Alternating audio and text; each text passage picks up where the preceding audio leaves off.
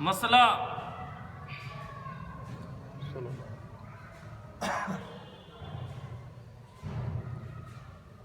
کسی نبی کی شان میں گستاخی اور بے ادبی کرنا یا ان کے لیے کوئی عیب ثابت کرنا کفر ہے۔ کسی بھی نبی کی شان میں اگر کسی نے کوئی گستاخی کی یا ان کی ذات میں کوئی عیب نکالا تو وہ ایمان سے خارج ہو جائے۔ مثلاً کچھ لوگوں پر بھوت سوار تھا کہ ہم بھی قرآن کا ترجمہ کریں گے، تو انہوں نے قرآن کا ترجمہ کیا۔ کیا ترجمہ کیا؟ اب وہ بات بتا رہا ہوں کہ نبی کے لیے کوئی عیب ثابت کرنا۔ تو قرآن کریم میں ہے وَوَجَدَكَ ضَالًّا فَهَدَىٰ، اس کا ترجمہ بعض لوگوں نے یہ کر دیا کہ اے نبی ہم نے آپ کو راہ سے بھٹکا ہوا پایا، آپ کو راہ سے بھٹکا ہوا پایا تو آپ کو مزید راہ عطا فرما دی، ہدایت عطا فرما دی۔ اب سوال یہ ہے کہ اگر نبی ہی راہ سے بھٹک جائے گا جو قوم کی رہبری کے لیے آیا،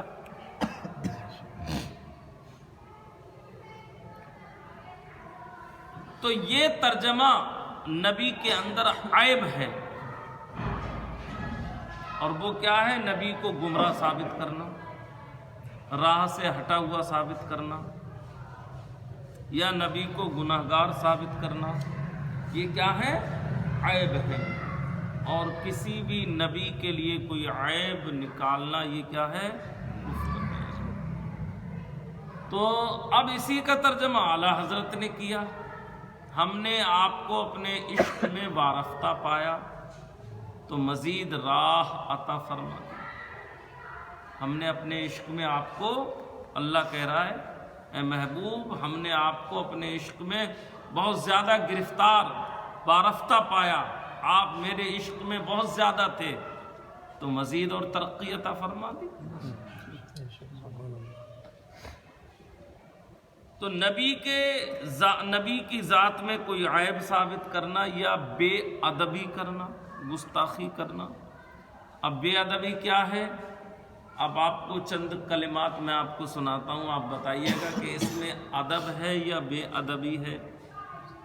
ایک صاحب نے اپنی کتاب میں لکھا، کتاب کا نام ہے حفظ الایمان، اس میں لکھا جیسا علم نبی کو ہے ایسا علم تو جانوروں کو، پاگلوں کو اور تمام بہائم کو ہے۔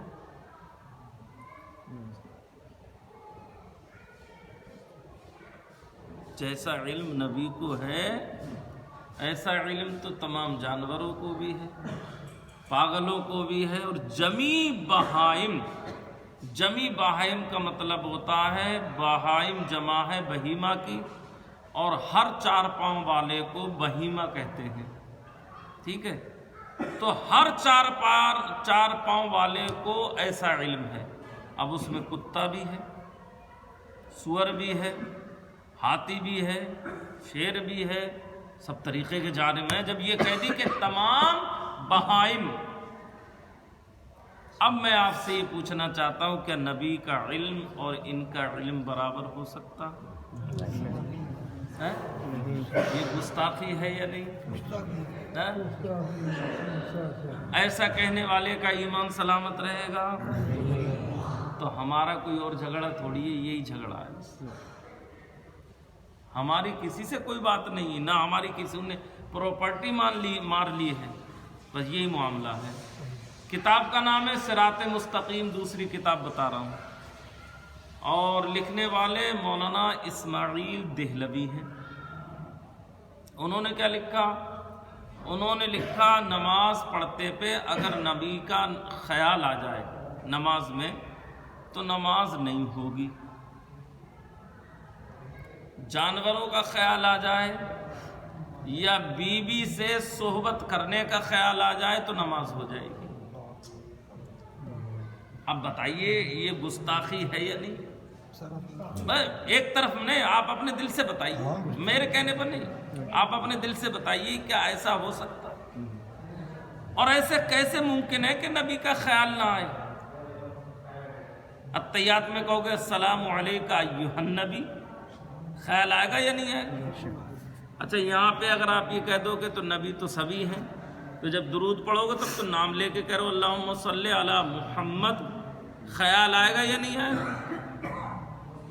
یعنی بغیر نبی کے خیال کے نماز کیسے مکمل ہو سکتی ہے؟ اور پھر عبادت جو ہے وہ صرف اللہ کے لیے ہے، لیکن اس عبادت میں طریقہ اللہ نے اپنے محبوب کا رکھا تاکہ جہاں میرا ذکر ہو وہاں کسی نہ کسی طریقے سے محبوب کا ذکر بھی ہونا چاہیے۔ بھئی اللہ چاہتا تو کہتا نیت ایسے باندھو، کھڑے ایسے ہو، رکوع ایسے کرو، سجدہ ایسے کرو، سلام ایسے پھیرو، اتحیات میں ایسے بیٹھو، مگر اللہ نے قرآن میں کہیں نہیں کہا، اللہ نے کہا نماز پڑھو۔ اب کیسے پڑھنی ہے یہ نہیں بتایا، اب اس کے لیے ہمیں نمونہ دیا نبی کی ذات کہ یہ تمہارے لیے آئیڈیل ہیں، یہ تمہارے لیے نمونہ ہے، ان کو دیکھو۔ تو نبی نے کیا کہا؟ صلو کما رأیتمونی اصلی، اے لوگو نماز ایسے پڑھو جیسا کہ تم مجھ کو پڑھتے ہوئے دیکھتے۔ تو اب نیت باندھنا نبی نے سکھایا، رکوع کرنے کا طریقہ نبی نے سکھایا، سجدہ کرنے کا طریقہ نبی نے سکھایا، تحیات میں بیٹھنے کا طریقہ نبی نے سکھایا، سلام پھیرنے کا طریقہ نبی نے سکھایا۔ کہاں تک بچ جاؤ گے؟ بچ سکتے ہیں کیا نبی کے خیال سے؟ نہیں بچا جا سکتا۔ تو ایک صاحب نے یہ لکھ دیا جو میں نے ابھی آپ کو سنایا۔ اچھا ایک صاحب نے کتاب کا نام ہے براہین قاطعہ، لکھنے والے رائٹر ہیں خلیل احمد امبیٹوی، امیٹھی کے رہنے والے۔ انہوں نے لکھا کہ نبی کے علم سے زیادہ شیطان کا علم ہے۔ اب یہ گستاخی ہے یا نہیں آپ بتاؤ؟ میں تو یہی سمجھ میں نہیں آتا، عقلیں ماری گئی ہیں، یہ کیا ہو گیا ہے؟ کہاں نبی کا علم؟ میں نے کتاب میں پڑھا تھا اور غالباً حدیث میں بھی ہے کہ سمندر کے اندر سے ایک قطرہ نکال کر پوری دنیا کو بانٹی گئی عقل، اور عقل کا پورا سمندر نبی کو دے دیا گیا۔ سمندر میں سے ایک قطرہ اگر چڑیا چوچ میں لے لے تو اس سے کوئی فرق پڑے گا؟ اور پھر وہ ایک قطرہ پوری دنیا میں بانٹا گیا، سب کو اس ایک قطرے سے عقل دی گئی، اور نبی کو پورا اٹھا کے سمندر ہی دے دیا گیا۔ تو کہاں نبی اور کہاں ہم؟ کہاں ان کی عقل اور کہاں ہماری عقل؟ کہاں ان کا علم کہاں ہمارا علم؟ اور مزے کی بات کہوں، ہمارا پڑھانے والا ہمارا استاد، ہمارے علاقے کا، ہمارے محلے کا، حمیمے کا، مگر نبی کو پڑھانے والا استاد اللہ۔ قرآن نے کیا کہا؟ الرحمن علم القرآن، سورہ رحمان ہے، اس کا پہلا ہی لفظ یہ ہے الرحمن علم القرآن۔ رحمان وہ ہے کہ جس نے اپنے نبی کو قرآن پڑھایا، نبی کو قرآن سکھایا۔ تو پڑھانے والی ذات کون؟ پڑھنے والے کون؟ ارے جس کو خدا پڑھائے اس کے علم کے برابر تو ہو ہی نہیں سکتا کسی کا۔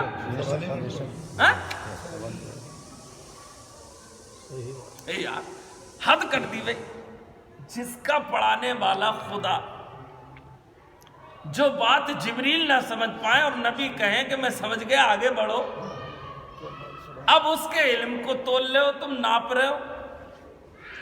بھئی ہمارے بس کی ہے؟ یا پھر اس کے علم کو وہ تولے جو اس سے بڑا ہو. مثال کے طور پہ ہم دونوں میں جھگڑا ہو جائے, چاند بھائی کہیں کہ خواجہ صاحب کا علم زیادہ ہے, میں کہوں غوث پاک کا زیادہ ہے, تو کیسے پتہ چلے کس کا زیادہ ہے؟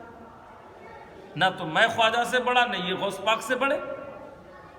ارے ان کے علم کو تو ان سے بڑا آدمی تولے.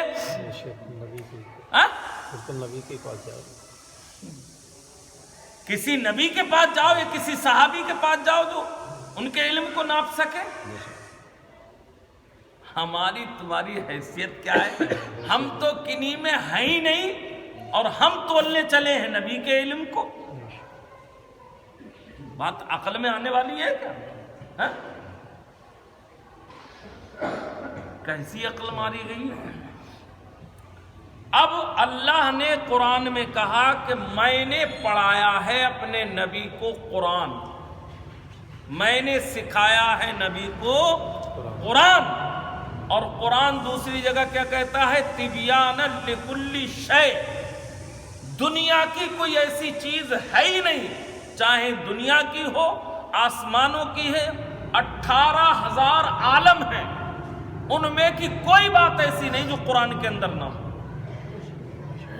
تبیان لکل شیء. اللہ کہتا ہے کہ میں نے اس میں ہر چیز کا بیان رکھا. تمہاری نظر میں بظاہر ایسا لگے گا کہ 300 صفحے کی کتاب ہے, لیکن اس 300 صفحے میں کس قدر سمندر سمو دیا اللہ نے. یہ اللہ کا کلام ہے, ایک ایک جملے کی آہا. حضرت علی کہتے ہیں اپنے علم کے مطابق, حضرت علی کا علم نبی سے تو کم ہی ہے, وہ کہتے ہیں کہ مجھے تو اتنا علم ہے کہ اگر میرا اونٹ گم ہو جائے تو میں قرآن سے ڈھونڈ لوں گا کہ اس وقت میرا اونٹ کہاں ہے. میں قرآن کی تفسیر لکھنے پہ آ جاؤں تو بسم اللہ کے بے کے نقطے کی, بسم اللہ کی نہیں, بسم اللہ کے بے پہ جو نقطہ لگا ہے صرف نقطے کی تفسیر لکھوں تو 70 اونٹوں پر آئے گی. اب آپ اندازہ لگائیے کہ قرآن کے اندر کتنا علم ہے. پڑھانے والا رب, پڑھنے والے نبی.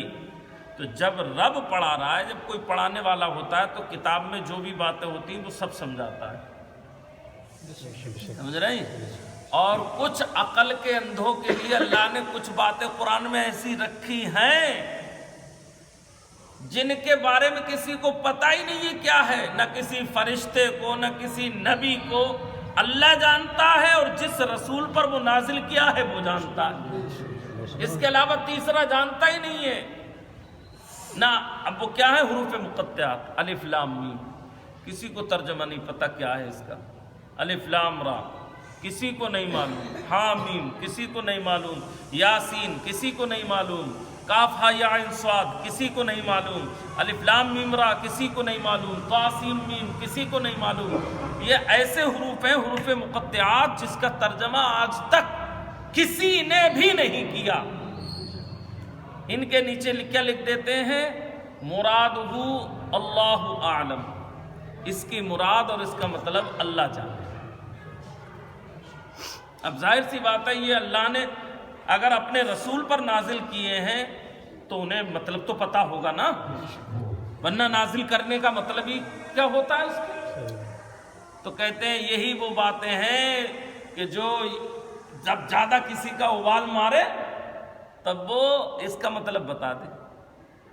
یہ کیا ہے, کیا مطلب ہے اس کا؟ الف لام میم کا, حامیم کا. بہت قابل بنتے ہو. تو کہتے ہیں پڑھانے والا اللہ, پڑھنے والے رسول اللہ, اور ہر چیز کا علم ہے. اور اللہ نے قرآن میں ہی 5ویں پارے میں کہا ہے وَعَلَّمَكَ مَا لَمْ تَكُنْ تَعْلَمْ وَكَانَ فَضْلُ اللَّهِ عَلَيْكَ عَظِيمًا. ہم نے نبی کو وہ سب کچھ سکھا دیا جو وہ جانتے نہیں تھے, سب کچھ. اب سب کچھ میں کچھ نہیں بچا, سب کچھ سکھا دیا. سمجھ رہے نہیں؟ تو اب وہ لوگ اگر علم نبی کو تولیں اور کہیں کہ ارے ان کا علم تو فلاں کی طرح ہے, جانوروں کی طرح ہے, ان کی طرح ہے, تو یہ تو گستاخی ہے نا. اور اسی گستاخی کی وجہ سے ان کے اوپر کفر کا فتویٰ لگا ہے۔ تو کہتے ہیں کسی نبی کی شان میں بے ادبی کرنا یا ان کے لیے کوئی عیب ثابت کرنا کفر ہے۔ تو جو نبی کی شان میں گستاخی کرے گا، ان کے اندر کوئی عیب نکالے گا، وہ ایمان سے خارج ہو جائے گا۔ اللہ تعالیٰ